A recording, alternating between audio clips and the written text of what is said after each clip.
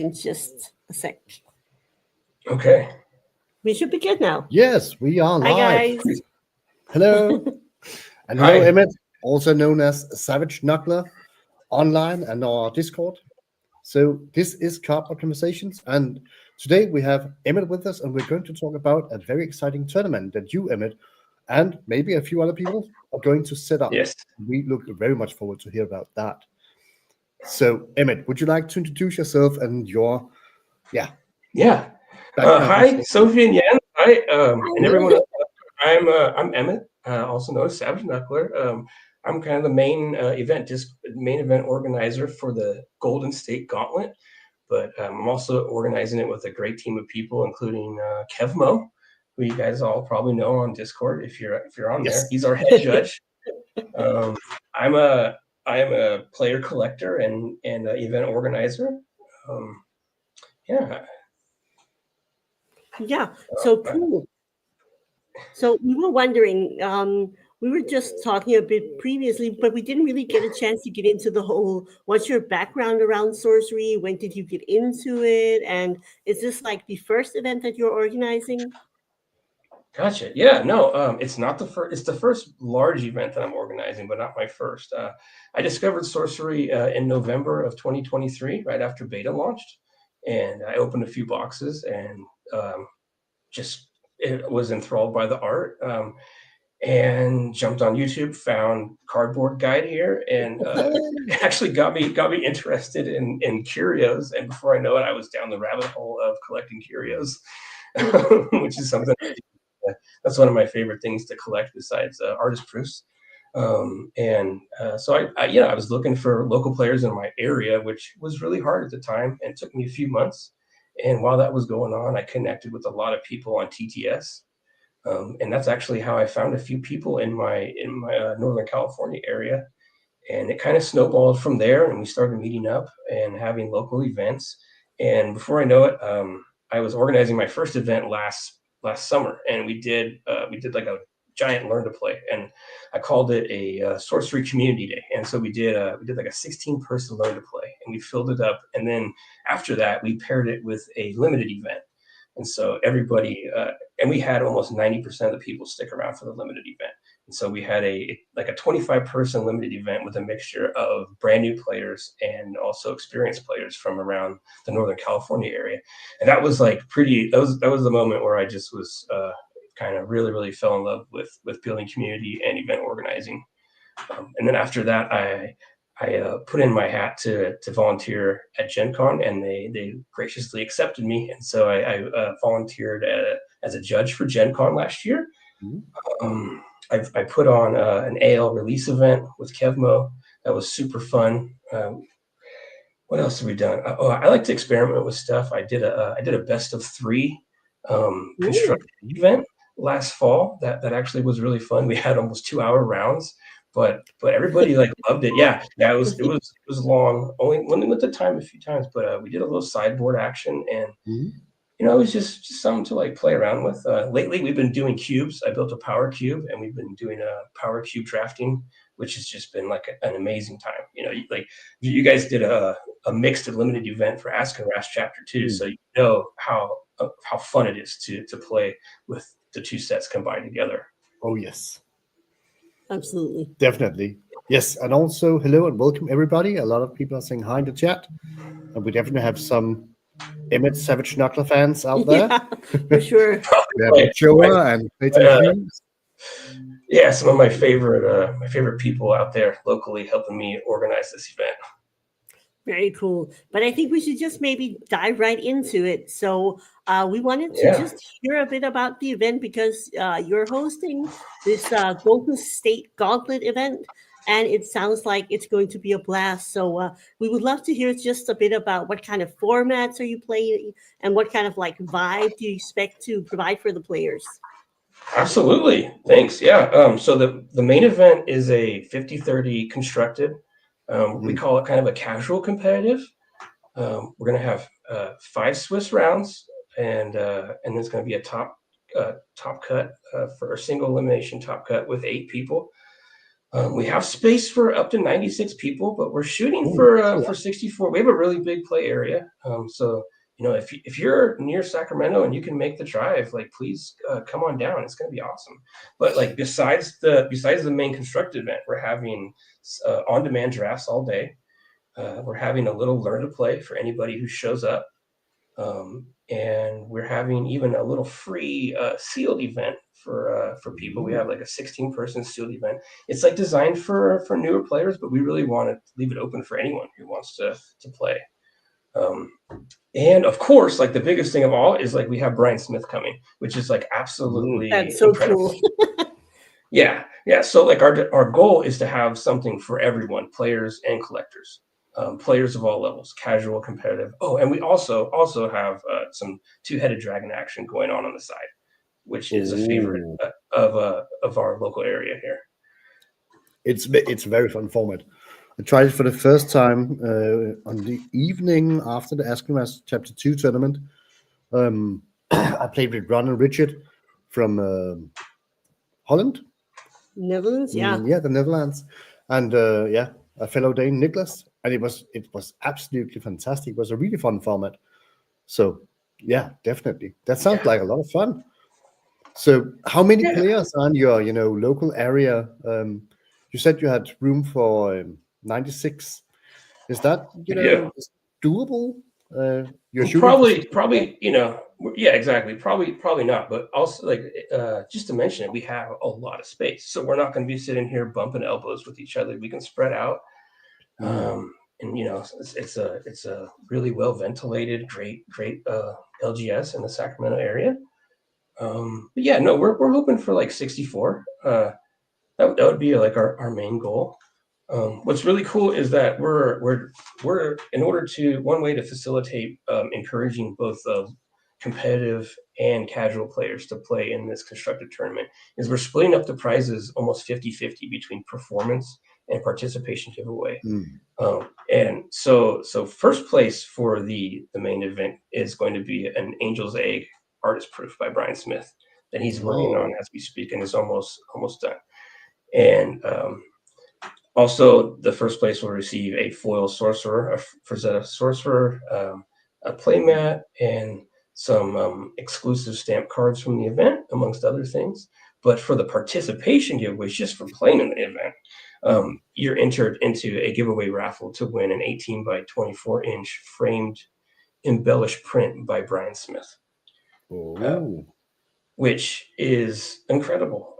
And on top of that, we actually have 7 additional framed artist prints that we're giving away, not embellished, but that we're also giving away. We have some alpha sealed product, some packs that we're giving away. Probably forgetting something. A foil Rudy Witch promo will also be given away. Yeah. And then we also have like 25 other door prizes for people who are participating in the other events. So there's stuff for everyone, really, if you're looking for some sorcery action in California. Yeah, and why wouldn't you be? So what are the dates, and can we mention like a specific store that it's in, just for people and just sort of like know if they can come? Yes, thank you very much. Yes, the date of the event is April 26th. It's a Saturday. Doors will open at 9 a.m. For main event check-in, final check-in. The main event starts at 10 a.m. and the event is held at Great Escape Games in Sacramento. And it's one of the largest LGSs in California, actually. That's cool. And that's where we hold our local sorcery events. So we have about like 21, 22 local sorcery players in the greater Sacramento area. That's pretty nice. I mean, that's a good like local crowd to have, and hopefully people will see this and think about making the trip out there.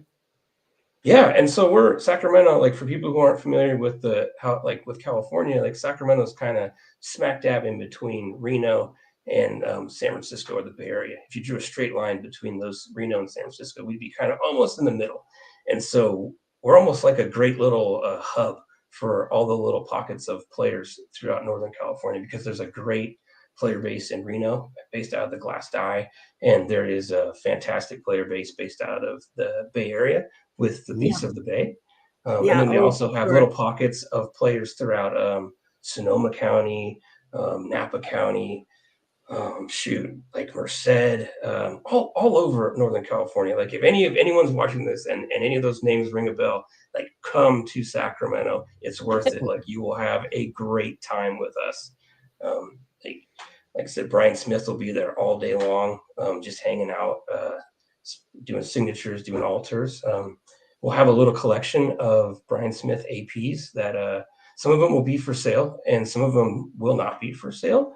And we'll also have a Brian Smith original painting on hand. It's a non-sorcery piece, so it's a chance to see some of his work outside of sorcery, which is pretty cool.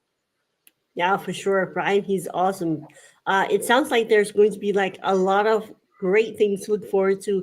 And if you're sitting out there and you're thinking, okay, this is something I can't afford to miss out on, I've already put a link down below in the description. So just as soon as the live stream is done, you can click that and you can go buy your tickets and read all about it on the website. So you can go and get your tickets immediately. So in case people are like wondering, so how do you start organizing something like this event size? You said you had like organized plenty of smaller events. This is a bit of, sort of a bigger scale. How do you start? Yeah, definitely. How do you start? It is. Where do you start it? Man, you just get a crazy idea. No, I'm trying to figure out where I started. Like you just have an idea and you just run with it. No, so at Gen Con, I worked hand in hand with Ira and with Floating Skull David, who's the organizer of Sorcery Con.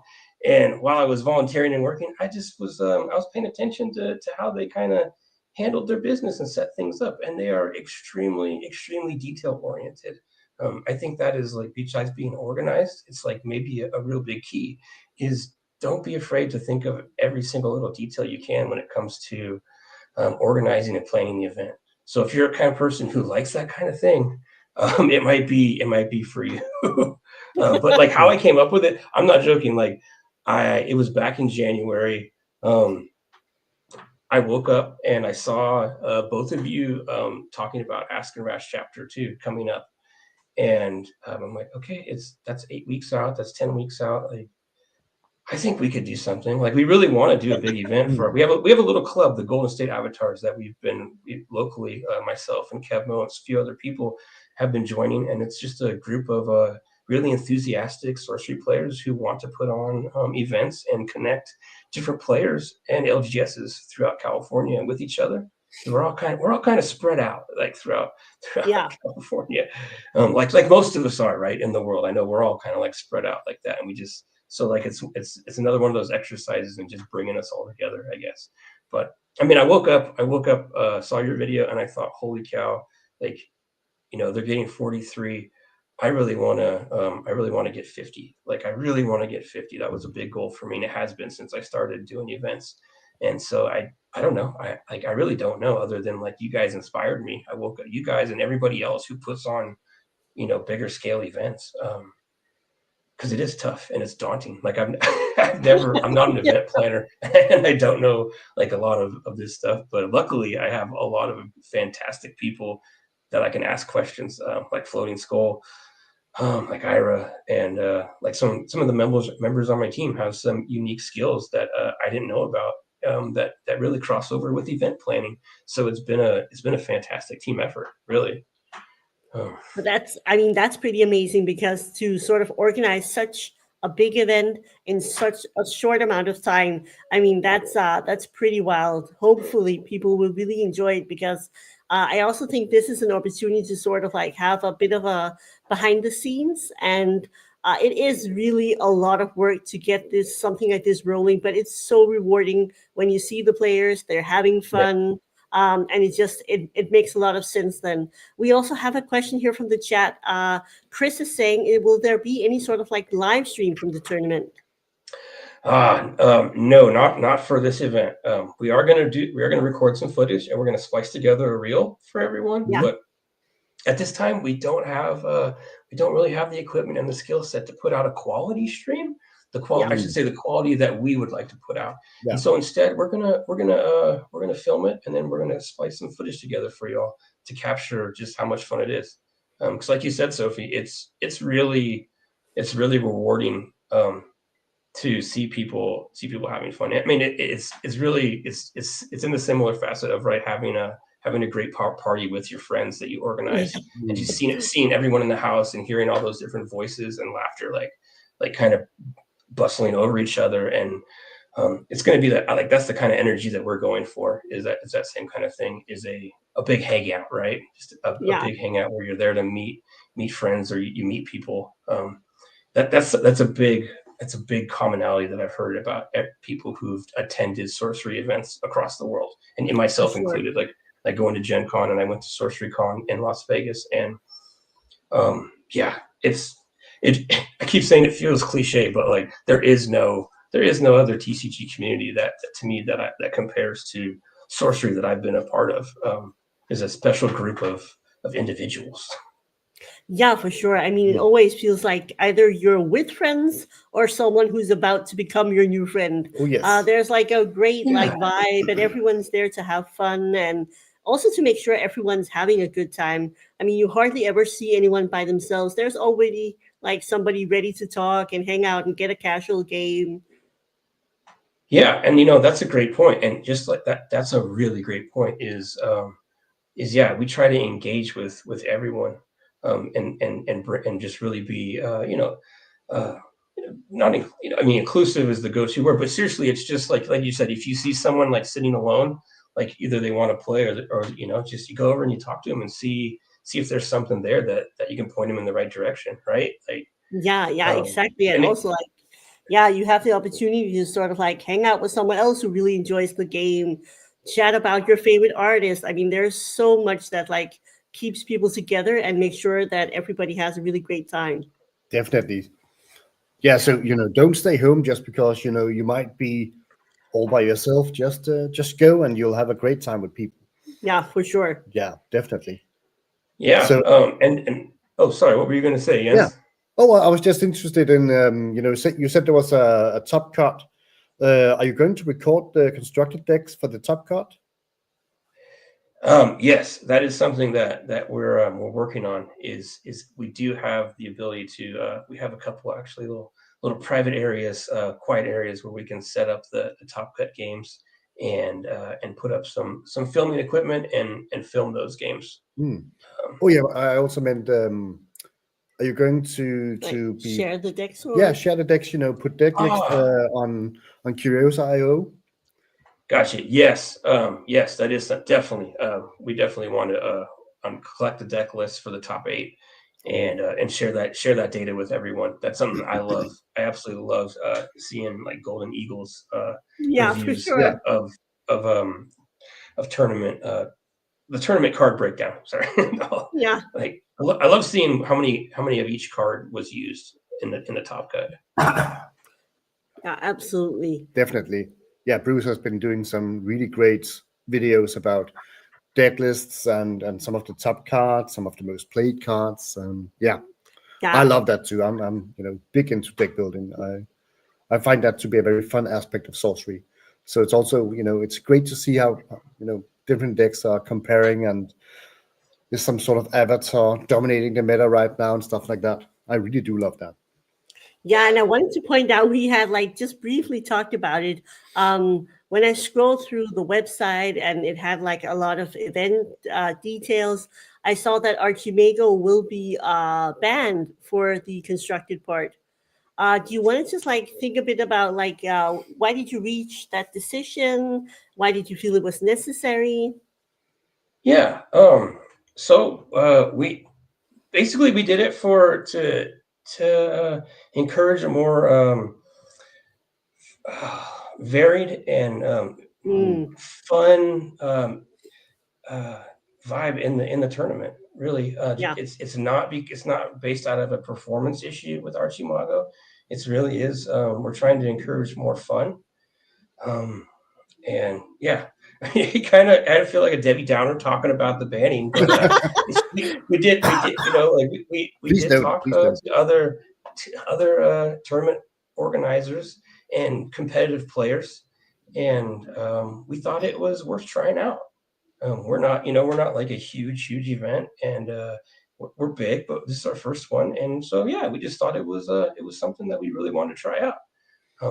We hope that it'll be beneficial, and we hope that it will actually really encourage people to get outside the meta and try something different that maybe is dominating right now. But we'll see. Who knows how that plays out, right? Yeah. Maybe, knock on wood, we'll have like 10 mono water decks. Hardly. I know, right? I know. But I do like the idea. I also think not necessarily because of banning Archimago, but more like opening up the field for people to be creative with some of the other avatars. It might allow for some like more interesting, fun deck building that's like not as focused on doing the meta thing right now. Yeah, and like I said, I mean, it's the who knows the quote unquote law of unintended consequences. Like we might end up with a field of all druids and sorcerers. Like who knows? Like, but we just still thought it was worth trying out, and we'll own it, whichever way it goes. Yeah, but I mean, but so far the feedback's been positive. People have been giving lots of thumbs up. Cool. Yeah, but I also think, I mean, that's one of the great things about the community doing a lot of the tournaments and events, that each and every event sort of has like the same nice vibe, but there's like different components to all of the events. And this one will be like fun to see what does that do to the whole deck building and the constructed decks that you will be seeing. And then the next one, it might be, oh no, we can't play Druid anymore because at the Golden State Gauntlet, it exploded or something. I mean, that's really cool to see how each event sort of like works on its own. Yeah, well put. And that's exactly what our thought process was, is along those lines. The Free City Conventicle, which is happening the week after the Golden State Gauntlet over in Chicago, that's a whole weekend event. They're also banning Archimago for their main event. And although I didn't talk to James Booth directly, who's the organizer for the Free City Conventicle, I did work with James for the entire Gen Con weekend. And so I do know him outside, not just on Discord. And so when I saw that, that's actually one of the things that got me thinking about it. And so I think it'll be interesting just to see like two tournaments, both banning it back to back. It'll really give a different viewpoint on it. Yeah, for sure. Absolutely. So what about yourself? Will you actually be able to play in this? Or, I mean, because sometimes when we do like arrange events, we find that there's just not a lot of time to actually play. We're there to talk to people, and we're there to make sure that the event sort of like runs and works out smoothly. But do you expect to be playing yourself? Oh no, not at all. No. I know. I probably won't play sorcery like the whole weekend, right? No, I'm going to be the ringmaster. I'll be running the circus. Like you said, making sure everything not just is on the rails, but it's just going smooth. And anybody has any problems, I always try to make sure that I'm like right there, visible and available, so they can seek me out and we can figure it out as fast as possible. Yeah, I tried. For me, I think the cutoff is right around 20 people. Anything more than 20 people, and you really can't like organize the event and play in it. It becomes kind of wild. For sure. And I also feel like there's always like so many tiny details that you need sort of like to keep an eye on. And I also like when we do the Ask and Rest, I think it's fun to just also be available to people, be able to talk and just hang out and be sociable. And I can't really juggle the sociable and focus on playing. So I think like for the events that you're organizing, it feels like, it's most important to be a good host. So I definitely get that it can be difficult to play as well. Yeah, that's a great way to put it. It's just being a host, right? Is exactly just getting into that role. That's a perfect way to put it, and that's the way I like to look at it too. Yeah, for sure. Also, because I mean, you want people to have fun, right? Yeah, I'm just looking at Filthy Casual's comment, and yes, you do need to get your flame color because, like, man, the flame color decks are just tearing it up right now. I might need to get in touch with you, Filthy Casual. You might need a deck list. Yeah, I have this modifier deck, and it works kind of fine, but I'm running a sorcerer to take advantage of that, extra card draw in the late game phase, and it works just sweetly. And being monofire, of course, you can't cover every sort of possibility when you play, but it's a very aggro field deck, and it's very just fun to just stomp face, and it's a fun game, and usually it goes fast. Either you win or you lose really fast. So. yeah. That is really fun to play against too, because it's so swingy that he can do some really mad plays. That's a big damage swings. My attention span is around 10 minutes, so it's just perfect for me. Awesome. Yeah, but kidding aside, it'll be fun to see what people come up with and what sort of decks are going to be running, especially since the Archimago isn't there. Have you thought about banning the Ring of Morrigan also? No, not yet. I mean, I guess think yes. As far as like pondering on it, but I don't know. My take on it is that there's so much removal, that artifact removal, that I mean, it is a thing. It's powerful. It's a very powerful card. I mean, when it comes out, right? I mean, it does usually turn the tide of the game. And one of my favorite things is the trinket, the Taurus Hammer trinket.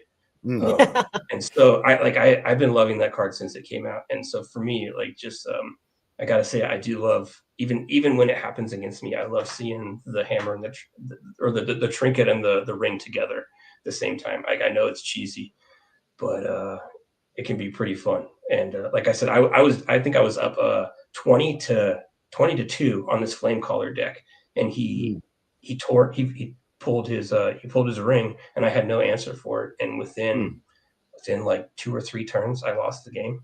But it's a lot of damage. It was incredible. Yeah.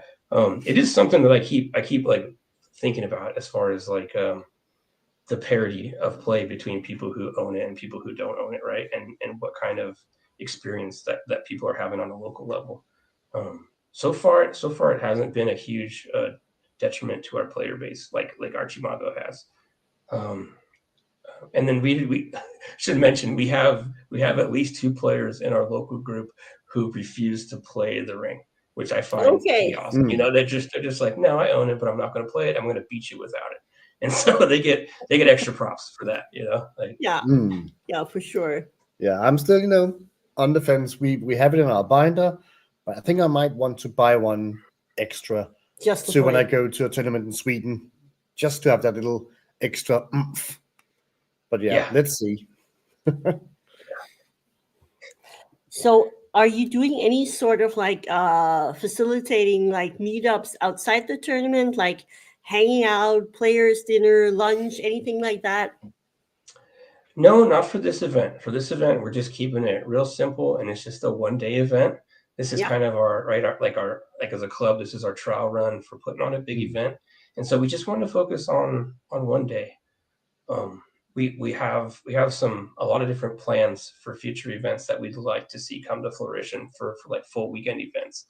Yeah. But not right now. It's super hard. Like, I'm sure you all know, like, having kids and trying to plan like a weekend long event, and then trying to sell it to my wife, who's like, well, we could be doing a family trip that weekend, or we could be doing a vacation that weekend. So it's like a whole nother element for that. But just a long day. It's going to be from 9 a.m. till about 8 p.m. And then people can stick around and play. The doors close at Great Escape Games at 10 p.m. So they get a full 12 hours for sure to be in, right? Yeah. And I mean, usually when we've been to events, that's also pretty much about how much you can handle. I mean, it's a great day. You talk with so many people, you get a lot of great games in, but at the end of that day, you're pretty busted. You're pretty tired. Yeah, I was joking about having just a little like a headache kit table, like just like some aspirin and some ibuprofen, like if for anybody, like because for me when I play games all day long and I'm wearing my glasses, I just end up like just getting a little headache. Yeah, for sure. And people definitely need to remember to have their snacks and water, because sometimes you're so keyed into the game you completely forget about it. Yeah, absolutely, right. Yeah, exactly. Did you wanted to say something about the No, I'm comments? just You're just popping up some liking comments. the comments and just popping Cool. up. Just reading the comments, yeah. but I totally agree. There are a lot of ways to counter the ring. Yeah.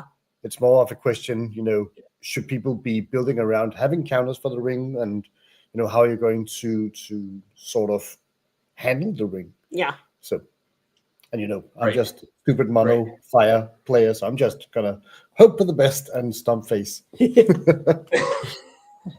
So Emmett, if you were playing and it wasn't your own event that you were organizing, what kind of deck would you be bringing? Oh man, I would be bringing a sorcerer airfire charge deck, most likely either that or a druid, some sort of druid build. Those two right now are my absolute favorite decks to play. I'm kind of like you, Jens. Like I really like a fast deck to play. Another one that oh my gosh, I think it was CJ's deck, but it was the Avatar of Air with air and water, the crab deck. I was messing around with that, and that deck is so much fun. It's just like it brings joy to my face to play that deck. Like it's just there's something silly and flavorful about it. That yeah. So those would probably be my three that I would love to play. Yeah, for sure. Yeah, and I love that somehow, like, if you really enjoy playing the deck and you enjoy the flavor and the cards, it doesn't really matter a whole lot if you actually lose, as long as the game was a lot of fun. Yeah, I agree. I mean, I love winning, but some of my favorite stories among sorcery are games where I actually lost. I mean, one of them was in the top 64 cut, or sorry, right before the top 64 cut at Sorcery Con. And we're playing sealed, and I'm dominating. I'm actually it's literally 20 to death's door, and I have a green knight out, and I've just wiped my opponent's field, and he drops a love potion and steals my green knight. And like there's no answer to that. Like I had no answer, and he just slowly, methodically destroyed me. But it was amazing. It was and like to this, I'm just getting chills talking about. Like I was just all smiles and laughing at this going on, because it was just like okay, sure, but not like well played. Like that's incredible. Like wow. So yeah, I totally agree with you. And like I was joking about the mono water decks earlier, but we actually have 3 local players who almost always play mono water, and they actually do quite well with all the new little tech adds from the AL lands, and the cat. Obviously, the cat is just Yeah, the gross. Lockbot cat is pretty wild. Oh yeah, it's so cool. It's so a turn 2 cat, right? I mean, it's just. Like it doesn't even feel like playing against mono water from last set. It feels like a whole different element almost. Yeah, definitely. I think it's added, like Arthurian Legends added so many really useful cards that are probably going to be staples in water for quite some time. Yeah, and building around beasts, Yeah. that's kind of powerful in water. Oh my gosh, yeah, right. Like and then yeah, some local players are playing around with beasts and the pig build, and it's actually pretty darn sweet to have a pig beast shell, and then add in some other tech on top of it. Definitely. So is there something that players should be aware of when they come? It's of course a 50-30 constructed format. Do you have any rules according to sleeves and maybe blocks to ride on? Are people allowed to change their decks during rounds, or what are the rules there? Pretty much the standard stuff that we've experienced, right? At competitive events for constructed, you got to have different colored sleeves for your sites and for your spells. Mm-hmm. We're asking people to bring their own playmats. We'll have a lot of playmats on hand for people to check out and use, but also please bring your own playmats. Let's see. We will have a rules and policy doc going out here in just a week or two. And just what you mentioned, Jens. No, your deck that you start with in the event is the only deck that you can use, and the top cut will also be constructed. Let's see. These are good questions. Yeah, pretty standard stuff. But yeah, if anyone has any questions at all, please reach out to me at Savage Knuckler on Discord. We have Eric here who's saying that he got his tickets for draft and constructed yesterday and can't wait to spend a day just playing sorcery. So that's epic. And hopefully, I mean, also part of the fun about some of the events is also just like meeting a ton of people from Discord. I mean, I don't know if you're doing like name tags, but sometimes it's like, okay, like I know the Discord handle, but like the person's actual name is like, completely lost. But usually by the end of the day, everybody knows everybody. Oh my gosh, yeah, we always have name card or stickers out for names at our events, and it's usually about 30% that use them. You know, we might make it mandatory just for fun. I don't know. You know, like when you do your final check-in, you have to put your name tag on somewhere. It's just also, I mean, it's just a lot easier to know the name of the opponent that you're actually playing. Right, and I love that time in the matches where you have a name tag on and you're playing someone and they look across from you and they slowly scroll up and see your name tag. They go, "Oh, you're so and so from Discord." Yeah. Oh my gosh, that's so awesome! You know, those are great moments. Yeah, for sure, they absolutely are. So, are people like encouraged to also bring some cards and do some like casual play or trading, or do you want people to sort of like stick to the events that are organized? Oh yeah, no, please bring your decks for casual play. We're gonna have lots of space set up for casual play, for trading. Yeah, and then like the multiplayer events will be more on the casual side. Yeah, but yeah, no, definitely for everyone.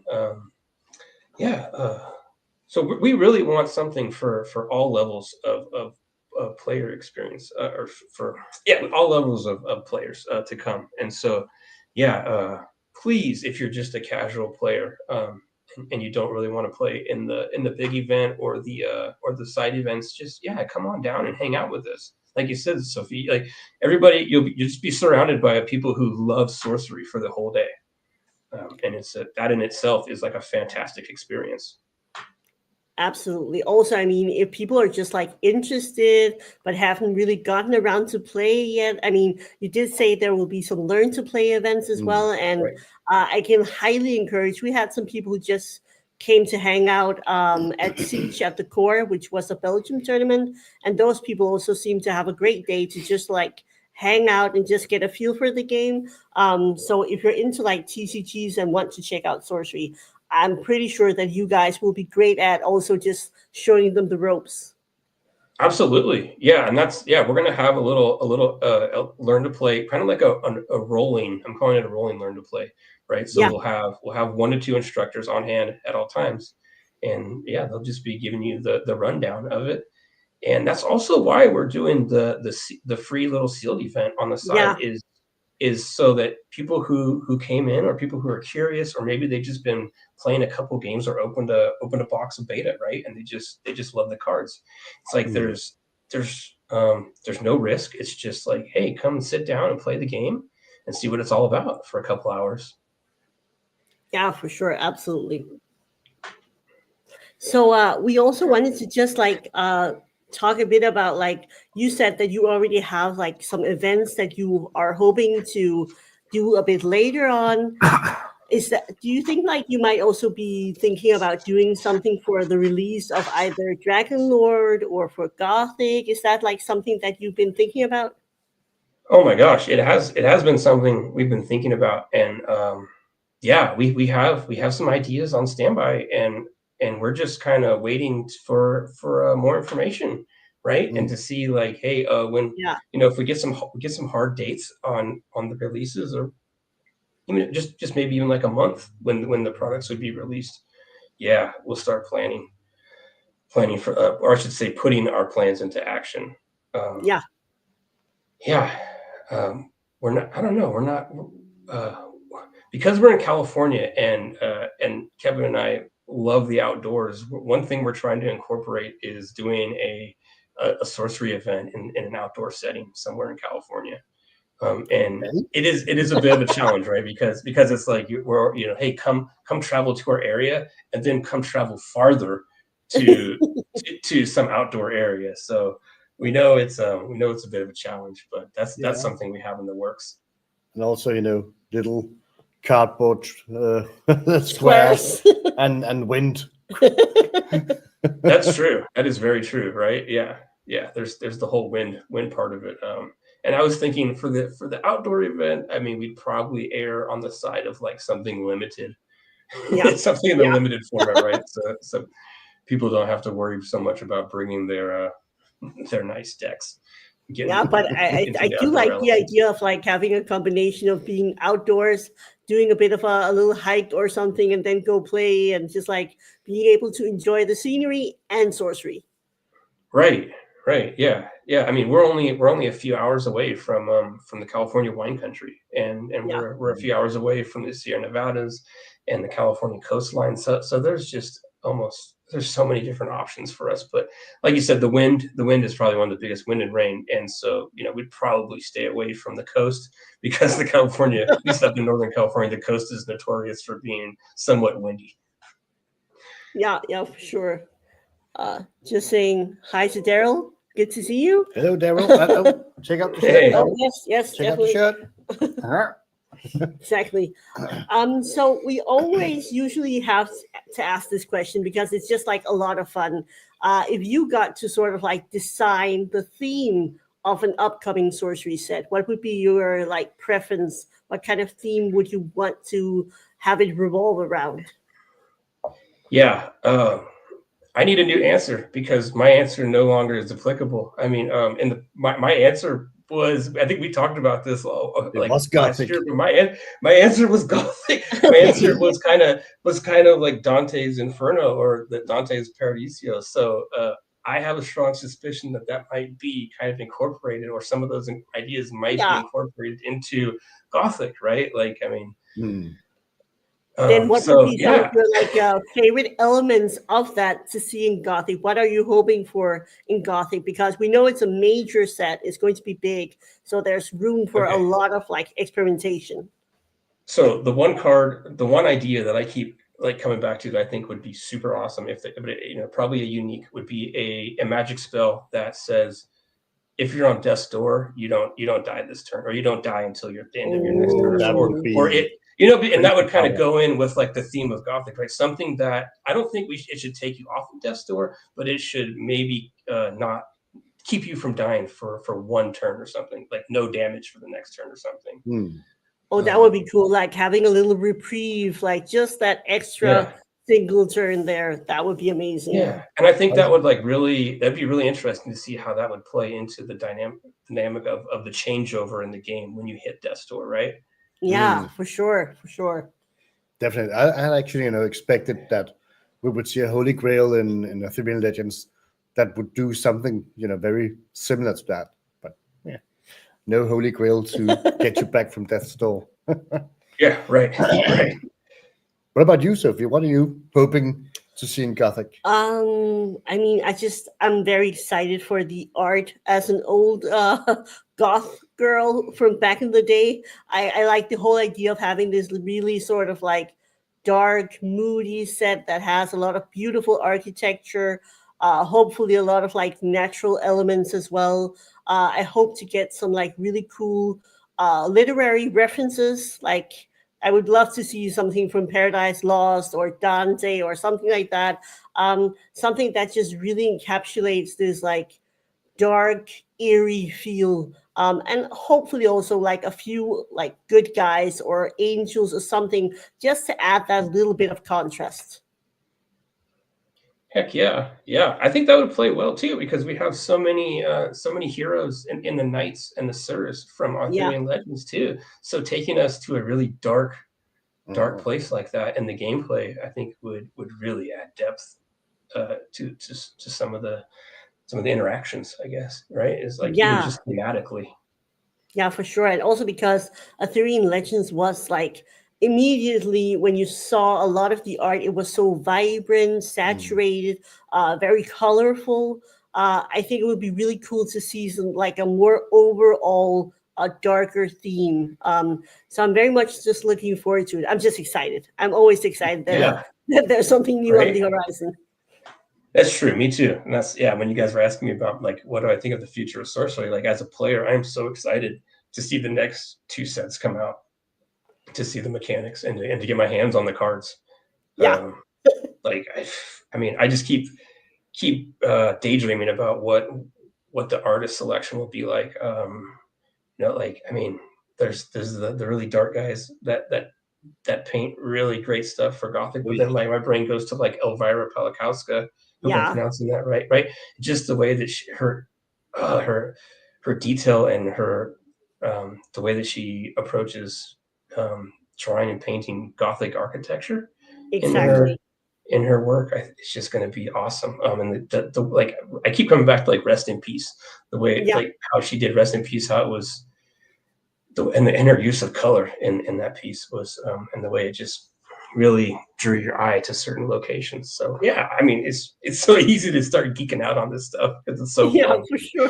For sure. I mean, there's so much that they can do with it. And I'm also very excited that they've sort of decided to do a big enough set that you can explore the entire scope of all these different sort of like niches that could go into Gothic, because there's so much that would fit in there. Yeah, and you know, we also did a video about 10 artists that we find very likely to be appearing in Gothic. And actually on that video, Melissa Benson did a comment, and she was like, well, I might have made 12 pieces for Gothic, but who knows? Right. I love that. She just threw that out there. Just so cool. By the way. Definitely. She's done that a couple of times on some of the different videos. It's always like, it's very surreal to think like some of the artists are actually in there and actually watches our videos. That's fun. But I'm very excited, especially because Melissa's art is so focused and usually very colorful. So to see what she's been doing for a set like Gothic, that's going to be very interesting to see. Yeah, right. Yeah, I was lucky enough to meet her at Gen Con and talk to her a little bit, and it was just it was incredible to hear her how she combines color pencil and paints together to get that vibrancy and that detail in her work. Yeah, and it's so iconic. I mean, you can instantly almost always recognize something that Melissa has done, because it has a very specific look and feel to it. Yeah, I agree. Right, I agree absolutely. And I feel that same way about quite a few of the artists. But Melissa Benson especially. Yeah, it just jumps at you. Yeah, for sure. Emmett, do we want to just like briefly recap? Maybe do a little recap. Yeah, what's the name of the event, the date, and just like what's the format's going to be like, so people can get inspired to go check out the link below in the description, which is the link to the event itself. Right down there. So talking about the Golden State Gauntlet, guys, it's being held in Sacramento, California at Great Escape Games, and it's going to be on Saturday, April 26th, and doors are going to open at 9 a.m. Main event will kick off at 10 a.m. along with a bunch of on-demand drafts and learn to place another side events. One more thing is like a huge shout out to our sponsors, all of our sponsors. There's quite a few of you, and a huge shout out to Cardboard Guy too. Thank you guys so much for having me on and talking about our event. Absolutely, our pleasure. Anytime. Yes, for sure. To support the great community and all the great organizers building tournaments for the great joy of all of us. It's we really need to carry all for of us. sure. And just like massive thank you for also organizing. It means just like the world to everybody in the community that there are events to go to, and especially events where people are taking great care to make sure everyone has a great time. So guys, if you're out there, if you are in like Northern California, Sacramento area, definitely go check out the Golden State Gauntlet event. Because we need to make sure that we're supporting our people that are organizing all of these events, because it's hard work and it makes it a lot more fun if a lot of people decide to come out.